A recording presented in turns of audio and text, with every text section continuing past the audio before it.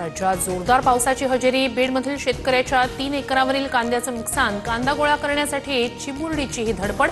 तर येवल्यात पाण्यात मका भिजल्यानं शेतकऱ्याचं नुकसान। दिल्लीसह परिसरात रात्रीपासूनच मुसळधार पाऊस।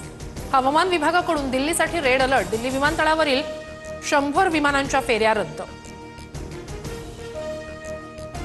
अमरावतीच्या मेळघाटात भीषण पाणी टंचाई। टँकर येताच पाणी घेण्यासाठी महिलांची मोठी गर्दी।